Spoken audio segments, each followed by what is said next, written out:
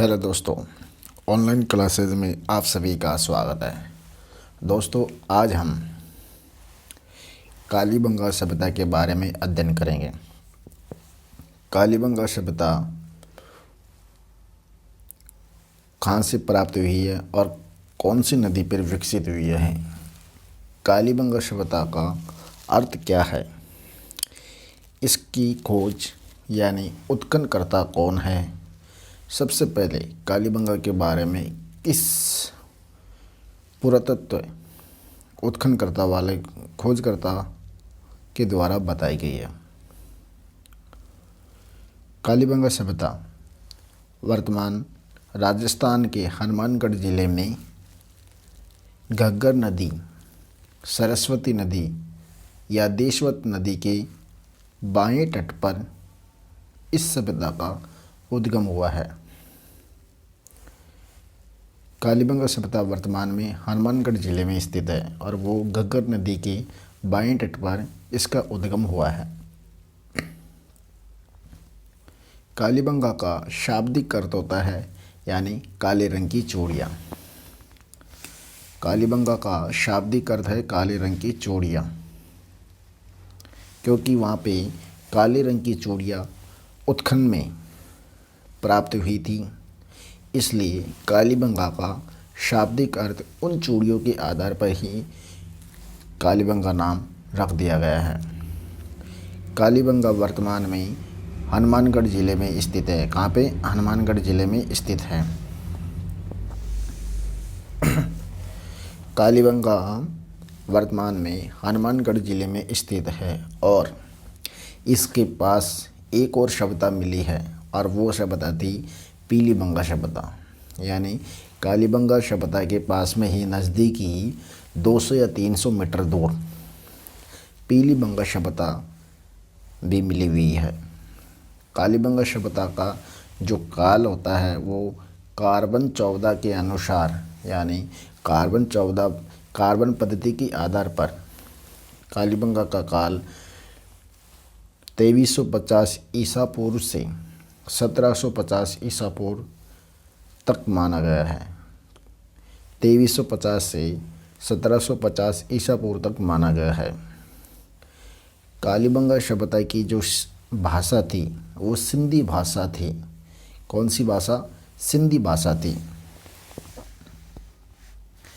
कालीबंगा का शाब्दिक अर्थ यानी काले रंग की चूड़ियाँ बताई गई है। वर्तमान में ये हनुमानगढ़ जिले में है।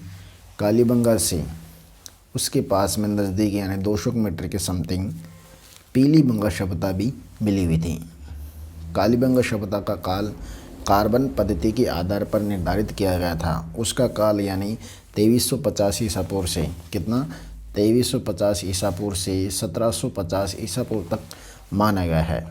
कालीबंगा सभ्यता की जो भाषा थी वह एक सिंधी भाषा थी। कौन सी? सिंधी भाषा थी।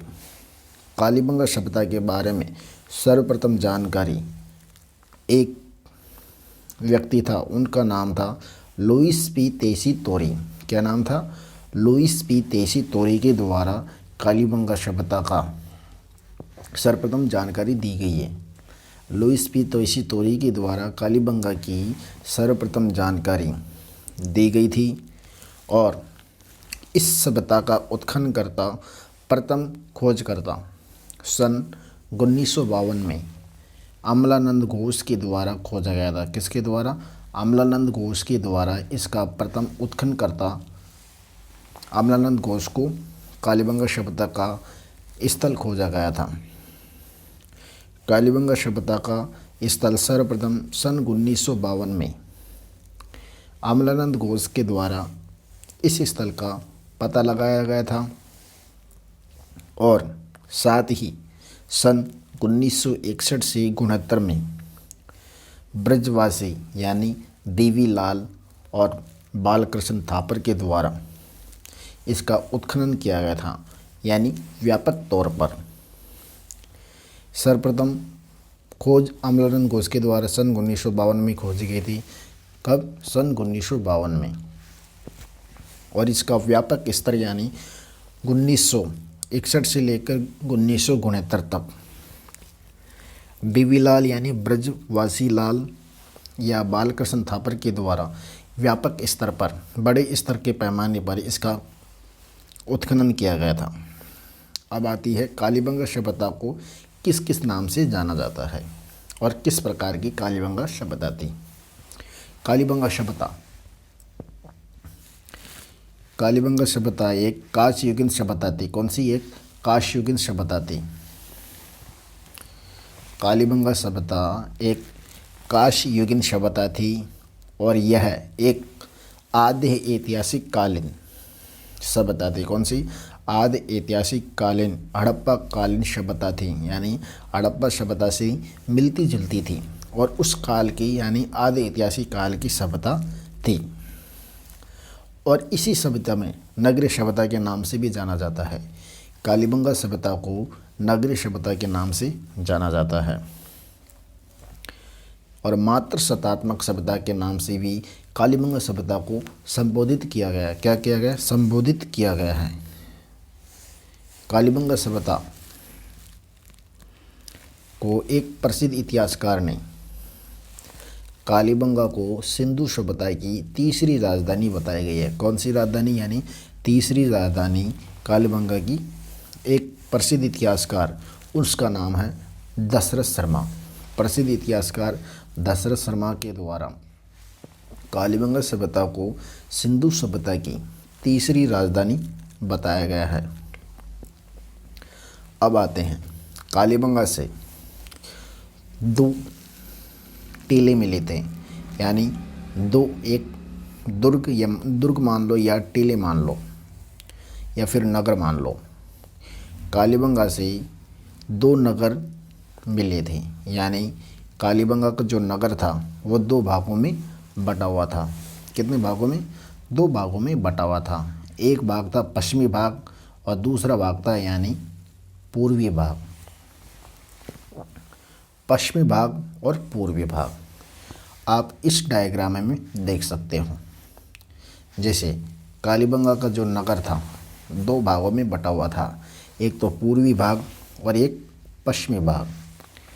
पश्चिमी भाग जो नगर था उसकी लंबाई यानी उत्तर से दक्षिण यानी नॉर्थ से साउथ 250 मीटर थी। कितने?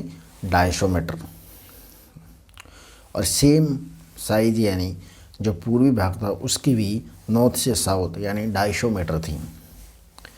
पश्चिमी वाले भाग को या पश्चिमी वाले नगर को ऊपरी टीला के नाम से जाना जाता है, यानी इनके भी कुछ नाम थे।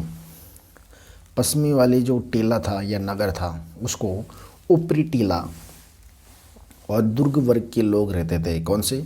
दुर्ग टीले के नाम से भी रहते थे, यानी दुर्ग यानी अधिकारी वर्ग इसी टीले में रहते थे और इसके एक दुर्ग आकार के रूप में बना हुआ था, इसलिए पश्चिमी टीले को दुर्ग टीला, ऊपरी टीला और इसी में अधिकारी वर्ग भी रहते थे। यानी जो सिंधु यानी कालीबंगा सभ्यता के जो अधिकारी वर्ग, प्रशासक वर्ग वाले जो अधिकारी रहते थे वो पश्चिमी टीले में ही निवास करते थे, इसलिए इसको दुर्ग टीला, ऊपरी टीला भी कहा जाता था, यानी जो ऊपर लेवल पे बनाया गया था।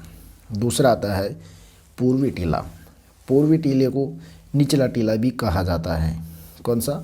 निचले टीला, यानी ये दुर्ग टीले से थोड़ा नीचे ढलान में बनाया गया था और इसमें इसे नगर टीला कहा जाता है। नगर यानी इसमें नागरिक जो कालीबंगा के लोग इसी टीले में रहते थे और वो सामान्य लोग रहते थे। कौन रहते थे? जो वहाँ के ग्रामीण लोग और सभ्यता के लोग, इसलिए नगर टीला और सामान्य लोग रहते थे और इसे निचला टीला भी कहा जाता है। सबसे बड़ी बात तो ये है, यानी कालीबंगा सभ्यता में सबसे इम्पोर्टेंट साक्ष्य ये है कि दोनों टीलों यानी दोनों नगरों के चारों ओर परकोटा या सुरक्षा दीवार अलग अलग थी। दोनों की एक नहीं थी, दोनों की जो सुरक्षा दीवार थी वो अलग अलग थी। जैसे सुरक्षा दीवार को परकोटा मान लो या सुरक्षात्मक दीवार मान लो, दोनों की अलग अलग थी। और कालीबंगा स्वतंत्रता का प्रथम पुरातात्विक स्थल था जिसका उत्खनन स्वतंत्रता के बाद में किया गया था, यानी यह एक प्रथम भारत का प्रथम पुरातात्विक स्थल जो आज़ादी के बाद में इसका उत्खनन किया गया था। आज़ादी हमें कब मिली? सन 1947 में, 15 अगस्त 1947। जबकि कालीबंगा का उत्खनन कब किया गया था? 1952 में। किसके द्वारा? अमलानंद घोष के द्वारा 1952 में इसका खोज की गई थी। और इसी के साथ यानी स्वतंत्रता के बाद इसको खोजा गया था, इसलिए इसे कालीबंगा का प्रथम स्वतंत्रता स्थल के रूप में जाना जाता है। किसके रूप में? स्वतंत्रता के रूप में जाना जाता है। सन 1985 और 86 ईस्वी में यानी कालीबंगा संग्रहालय की स्थापना की गई थी राज्य सरकार के द्वारा, यानी राजस्थान सरकार के द्वारा। सन 1985 व 86 में कालीबंगा संग्रहालय की स्थापना राज्य सरकार के द्वारा किए गए थे। किसके द्वारा? राज्य सरकार के द्वारा की गई थी।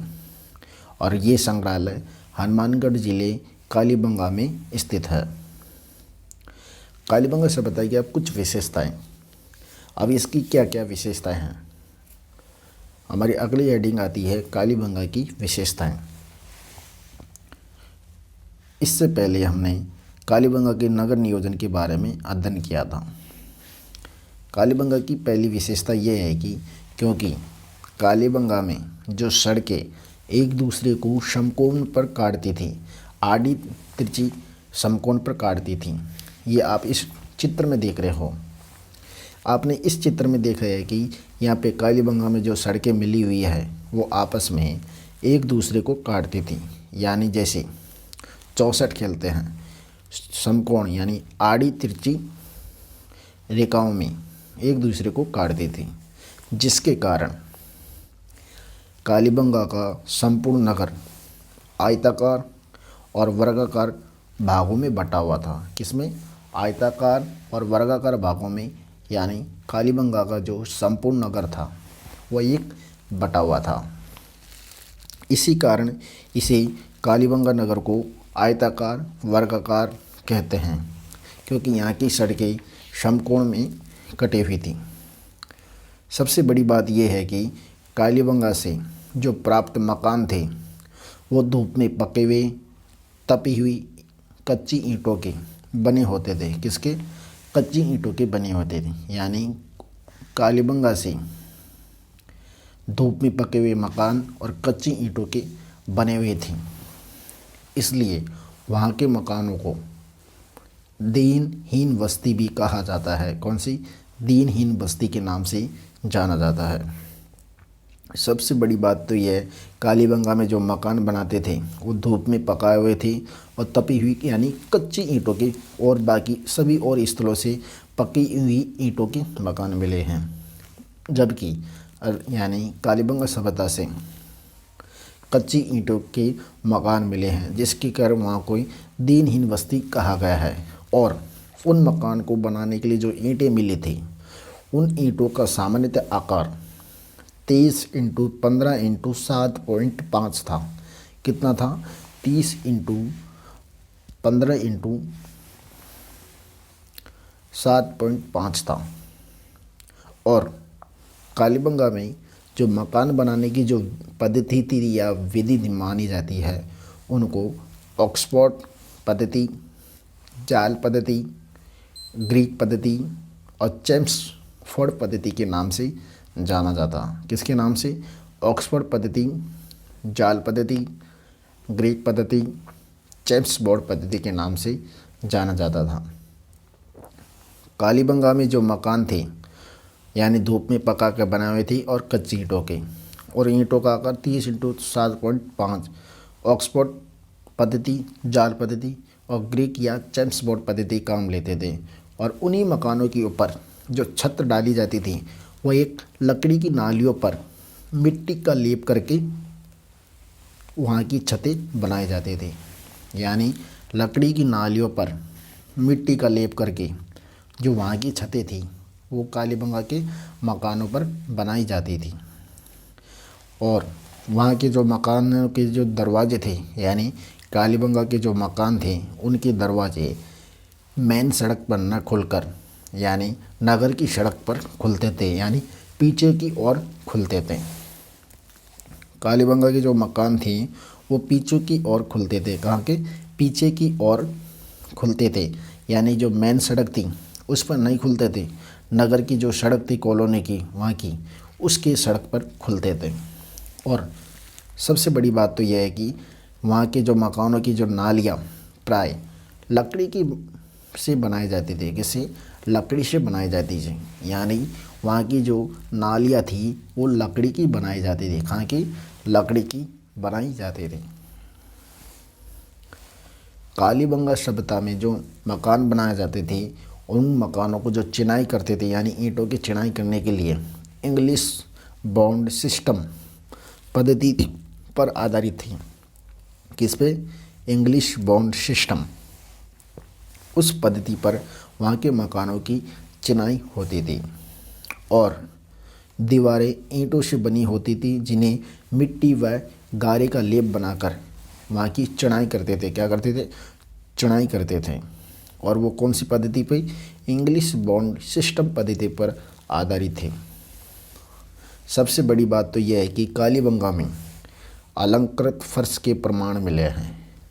वहाँ पे जो मकान थे उनका जो फर्श था वो कौन सा था? अलंकृत फर्श के प्रमाण मिले हैं, जो ग्रिड पद्धति या जाल पद्धति या फिर आवास पद्धति के रूप में ही जाना जाता था, यानी मकान बनाने की पद्धति जो भी हमारे फर्श के काउंटिंग में होती है। सबसे इम्पोर्टेंट साक्ष्य कालीबंगा से जुते हुए खेत के साक्ष्य मिले थे। क्या मिले थे? जुते हुए खेत के साक्ष्य मिले थे। इसलिए ये विश्व की प्राचीनतम साक्ष्य माने जाते हैं। क्या माने जाते हैं? विश्व की प्राचीनतम साक्ष्य माने जाते हैं। कालीबंगा से जुते हुए खेत के साक्ष्य मिले थे, जो यानी जुते हुए खेत के प्रमाण कालीबंगा से ही मिले थे। और जो विश्व में प्राचीनतम प्रमाण माने जाते हैं, क्या माने जाते हैं? प्राचीनतम प्रमाण माने जाते हैं। और कालीबंगा में प्राचीनतम भूकंप के साक्ष्य वो भी कालीबंगा से ही प्राप्त हुए थे। कहाँ से हुए थे? कालीबंगा से ही प्राप्त हुए थे, क्योंकि वहाँ के मकानों में दीवारों पर दरारें आने के कारण जो खोजकर्ताओं के द्वारा पता लगाया गया है वही ये साबित हुआ है कि जो भूकंप के जो साक्ष्य थे वो सबसे प्राचीन ओनली कालीबंगा से ही प्राप्त हुए थे। एक साथ कालीबंगा में एक साथ 2 फसल बोने के प्रमाण मिले हैं। कौन से? 2 फसल बोने के प्रमाण कहाँ से मिले हैं? कालीबंगाई ही सभ्यता से मिले हैं। और वो फसल थी जौ और गेहूँ। कौन सी थी? जौ और गेहूँ। और सबसे बड़ी बात तो यह है कि कालीबंगा व्यक्तिगत और सार्वजनिक नालियाँ तथा कूड़े डालने की जो मिट्टी के बर्तन, नगर की सफाई की असाधारण व्यवस्था के अंग कालीबंगा में ही मिले हैं। यानी जो कूड़ेदान वो सब कालीबंगा से ही मिले हैं। कहाँ से मिले हैं? कालीबंगा से ही मिले हैं। कूड़ेदान वो सब कालीबंगा से ही मिले हैं। और नगर व्यवस्था की जो सफाई की व्यवस्था थी वो सब प्रमाण कालीबंगा से ही मिले हैं। यानी कालीबंगा से जुते हुए खेत के साक्ष्य मिले हैं, भूकंप के साक्ष्य मिले हैं, अलंकृत फर्श थी और वहाँ के दरवाजे पीछे की ओर खुलते थे, मकान बनाने की पद्धति इंग्लिश बॉन्ड सिस्टम पर आधारित यानी चिनाई, और पद्धति ऑक्सफोर्ड पद्धति और क्रीक पद्धति या जेम्स बोर्ड पद्धति थी। और वहाँ के मकान कच्ची ईंटों के बनाए जाते थे और तपी हुई ईंट थी, जिसे दीनहीन बस्ती कहा जाता है। क्या कहा जाता है? दीनहीन बस्ती कहा जाता है। कालीबंगा का सर्वप्रथम पता लगाने का श्रेय लुईस पी तेसी तोरी को जाता है। इसका सर्वप्रथम खोज यानी सन 1952 में अमलानंद घोष के द्वारा खोजा गया था। उसके बाद में डीवी लाल और बीके थापर के द्वारा खोजा गया था। कालीबंगा में 2 नगर मिले हैं, एक तो पश्चिमी नगर, एक पूर्वी नगर, और दोनों ही सुरक्षात्मक दीवार से घिरे हुए थे। और स्वतंत्रता के बाद पहला स्थल खोजा गया, जो स्थल कौन था, कालीबंगा था। इस आधार पर कालीबंगा संग्रहालय की स्थापना हनुमानगढ़ जिले में राजस्थान सरकार के द्वारा 1985 व 86 में स्थापना की गई थी। वहाँ की सड़कें एक दूसरे को समकोण पर काटती थी और कार्बन पद्धति के आधार पर ही कालीबंगा का यानी जो काल बताया गया था वो 2350 से 1750 ईसा पूर्व। और ये वर्तमान में कालीबंगा सभ्यता हनुमानगढ़ जिले में घग्गर नदी यानी सरस्वती नदी के किनारे बाएं तट पर इसका उद्गम किया हुआ था। और वहाँ कालीबंगा की सभ्यता की जो भाषा यूज करते थे वो सिंधी भाषा को यूज करते थे। कौन सी भाषा को? सिंधी भाषा को यूज करते थे। और दोस्तों, इसके आगे की जो विशेषताएं हैं कालीबंगा की, नगर नियोजन, समाधि व्यवस्था, इन सब के बारे में हम अगले वीडियो में अध्ययन करेंगे। फिलहाल इतना ही। नमस्कार। और हमारे वीडियो को शेयर और सब्सक्राइब ज़रूर करना।